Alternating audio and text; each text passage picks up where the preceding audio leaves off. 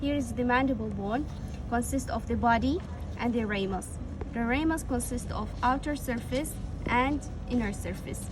On the outer surface, we have the coronoid process, condylar process. Between them, we have the mandibular notch. The coronoid process continue by a coronoid curvature. It's not a notch, هي curvature صغير. The continuation of this curvature called as oblique line.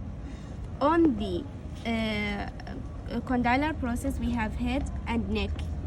On the inner surface of the head of the condylar process, we have this part called as fova.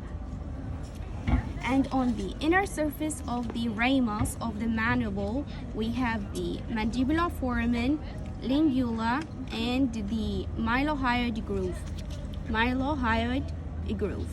And here we have the angle of the mandible.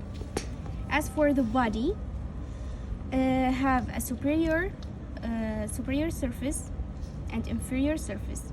The superior surface has the alveolar processes, and the body has anterior surface and inferior surface.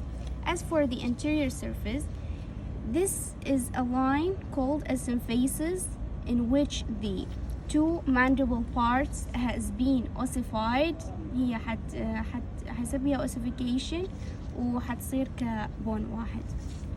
And here is the mental protuberance, mental foramens, and the mental tubercles على الجانبين. mental tubercles, mental protuberance, and mental foramens. As for the inner surface, we have mylohyoid line. هذا اللاين mylohyoid line. جواته عندنا السب mandibular fossa, in which the submandibular salivary gland appear. وفوقاته عندنا الكونتينويشن مع sublingual fossa. sublingual fossa مكانها الأساسي هو هوني، بس تمتد فوق الميلوهايود line في بعض الأحيان. And here is a 4 dots called as genial fossa. First of all, I will discuss the cervical vertebrae. This is the first one, C1. The cervical vertebrae, C1, C2, and C7 is atypical.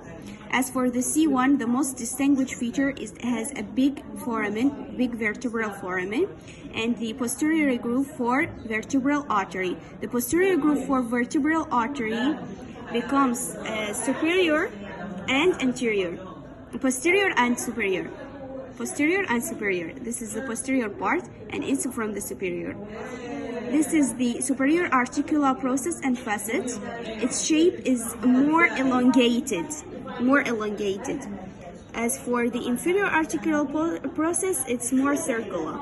Here we have the anterior tubercle, posterior tubercle, posterior arch, anterior arch, transverse process with a transverse foraminas. And here is the vertebral foramina.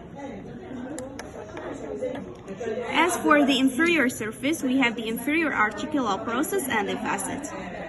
As for the first cervical vertebral atlas has a dense articulating facet, dense articulating surface with the C2, which connected to the dense articulating process of the C2.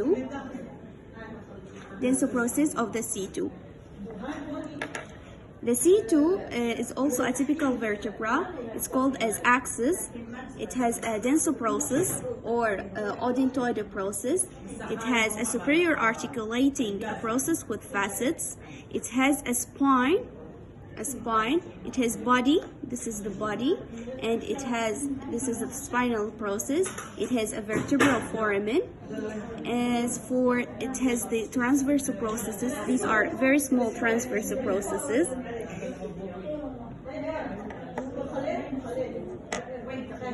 We have the inferior articulating process with facet. We have transverse foraminas. We have also something called the lamina. Here's the laminas. As for this is a typical cervical vertebra. which is from the C3 to C6. As for the second, also the spinal process of it has a bifid. As for all the typical cervical vertebrae, the most distinguished feature is the bifid on the spinal processes of them. We have the superior articulating process with facet, and also inferior articulating process with facet. We have the body, we have the vertebral foramen or spinous foramen, we have a transverse process and a transverse foraminus, and on the transverse foramina we have the anterior tubercle and posterior tubercle, for the there's the laminas, and here is the pedicles. Inferior articulating process with facet. This is all what we have in the typical cervical vertebrae. Now we will discuss the C7, which is also atypical. It has one spinous process. It's very similar to the thoracic vertebrae, but the most distinguished, it has the transverse foraminus and the transverse process, superior articulating process, also body, and inferior articulating process also. We have the vertebral foramen or spinous foramen, and here is the laminas, and here is the pedicles. Here is the inferior articulating process with facets.